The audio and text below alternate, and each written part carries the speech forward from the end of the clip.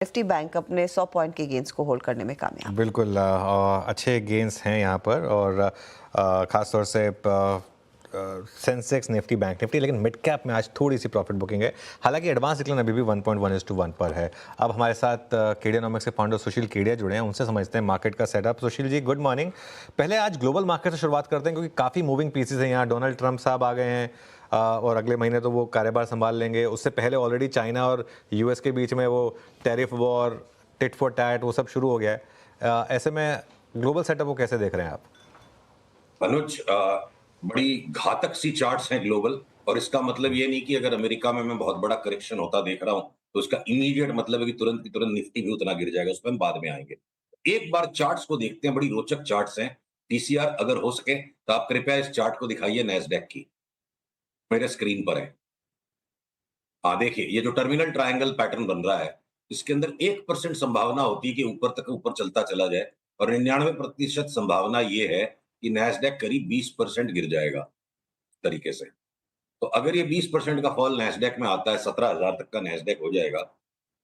इसीलिए IT stocks में मंदी है, ये सोचना गलत होगा। आईटी स्टॉक्स की चार्ट सब तैयार है इंडिया में, नैस्डैक पे मत जाइए। सिमिलरली एसएनपी की भी चार्ट जो है, अब बड़े करेक्शन की तैयारी कर चुकी है। आप देखो, सेम टर्मिनल ट्रायंगल पैटर्न है। और सबसे ज्यादा खतरनाक चार्ट जो है, पीसीआर बने रही है। मैं एक चार्ट और दिखाना चाहूंगा। यूएस इंटरेस्ट रेट्स भी जो है, अब कूदने के लिए ऊपर तैयार है, ऊपर कूदने के लिए तैयार है। पता नहीं मार्केट इस बात की तैयारी कर चुका है कि ट्रंप साहब बड़े कठोर निर्णय लेंगे आते के साथ, या कोई बड़ी ग्लोबल घटना हो जाएगी। ये आने वाला समय बताएगा। और देखिए, ये हम अगर यूएस 10 ईयर बॉन्ड यील्ड की चार्ट्स में देख रहे हैं, 4.9 तक की हम उछाल की संभावना देख रहे हैं, और ये किसी भी दिन अचानक शुरू हो जाएगी आजकल में।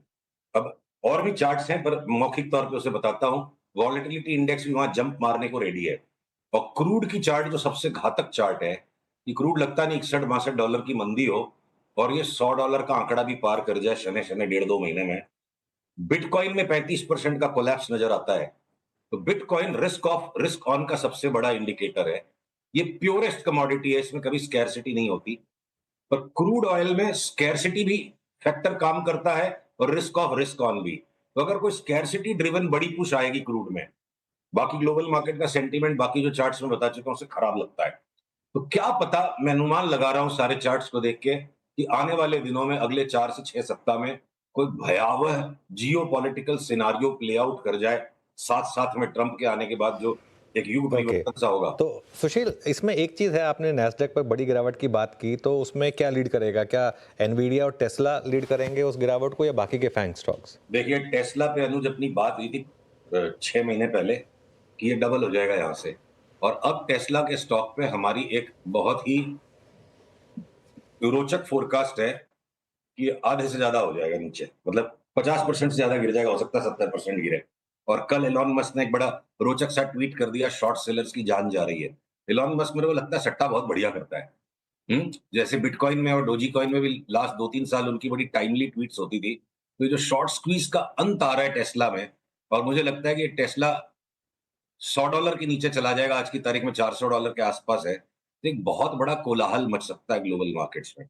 और ये जो कंसेंसस है ना, कि गवर्नमेंट फेवरेबल आ गई, और ये पॉजिटिव गवर्नमेंट होती है नॉर्मली स्टॉक मार्केट्स के लिए, टैक्सेस के लिए, ऐसी चार्ट्स का सेटअप हमें लगता है। पर उतनी एक्सट्रीम चार्ट्स इंडिया में नहीं है। हो सकता है इंडिया मार्केट एक वापस डीकपलिंग का नया दौर दिखा दे, कि एक माइनर करेक्शन ही दे और निफ्टी नया लो न बनाए। हो सकता है बैंक निफ्टी पिछले लो को एक बार रीटेस्ट करे मैक्सिमम। तो इंडिया के मार्केट्स और ग्लोबल मार्केट्स में कुछ डिस्कनेक्ट बन सकता है, ऐसी चार्ट्स में अभी संभावनाएं लगती है। चलिए, अब इंडियन मार्केट पे आ जाते हैं। सुशील, ये तो बड़ी बात हो गई। निफ्टी पर क्या बॉटम बना, और क्या अब हम वापस ऑल टाइम हाई पर जा रहे हैं? और बैंक निफ्टी, यहाँ पर क्या व्यू बन रहा है? तो अनुज, ऐसा है कि विरोधाभास हैं, और उन्हें हमें सतर्कता के साथ अपने माइंड में रख के चलना पड़ेगा। एक तरफ तो निफ्टी की अगर हम लॉन्गर टर्म व्यू ले 6 महीने वाली, तो भाई 27,000 की चाल शुरू हो चुकी है। जो ये बॉटम बना था 23,273 के आसपास, 23,270 पे जो बॉटम बना था, लगता है कि वो 27,000 तक हम जाएंगे, 27,200 तक। पर इस बीच में जो एक बार जो ये जो रैली हो गई है 1500 करीब पॉइंट्स की, ये 1500 पॉइंट में से 700 पॉइंट करीब एक करेक्शन आ जाए with in the rally, 1500 point की मूवमेंट के बाद 500-700 पॉइंट का पुल बैक आके चले मार्केट, इससे ज्यादा करेक्शन अभी तो निफ्टी पे नजर नहीं आता है। उसमें हो सकता है कि कुछ स्टॉक्स बहुत ज्यादा करेक्शन दे देंगे और कुछ स्टॉक्स जैसे रिलायंस जैसा स्टॉक बिल्कुल पकड़ ले, बाजार को घटे ही नहीं और इसलिए निफ्टी की फॉल डैम्पन हो जाएगी। पर सेम कॉन्फिडेंस मुझे बैंक निफ्टी के पैटर्न्स पे नहीं आ रहा है। बैंक निफ्टी अगर पीसीआर वापस चार्ट दिखाए, मेरा अनुरोध मान ले, तो चार्ट के सारे बात शब्दों में ज्यादा स्पष्ट हो जाती है। बैंक निफ्टी कोई 200-400 पॉइंट की उछल कूद अभी भी दिखा दे, थोड़ी सी माने तेजी का रुख बनाए रखे 2-4 दिन, तो कोई बड़ी बात नहीं होगी। तो जो स्प्रेड है ना, बैंक निफ्टी लगता है कि एक बार बड़ी तेजी पकड़ने के पहले वापस 49,000 के आसपास जाने की रिस्क लगती है। तो अगला करेक्शन आए, उसमें हो सकता है लार्ज बैंक्स में ज्यादा करेक्शन आ जाए और आईटी के स्टॉक्स में बड़ा करेक्शन आ जाए, पर एफएमसीजी और रिलायंस बाजार को संभाल ले, निफ्टी को संभाल ले। अभी तक की चार्ट्स ऐसी हैं, बदल जाएगी तो फिर अगले सप्ताह मुझे नई बात करनी पड़ेगी। चलिए अब बात करते हैं कुछ स्टॉक स्पेसिफिक। जो आपने मुझे कुछ आपके चार्ट्स भेजे, उसमें आरबीएल बैंक और बंधन पर आप काफ़ी बुलिश लग रहे हैं। किस तरीके के पैटर्न्स हैं यहाँ पर?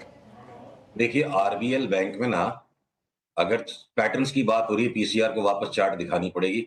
देखिए, आरबीएल बैंक में ये जो लेग आया था नीचे से, आ रही है चार्ट स्क्रीन पर, देखते हैं।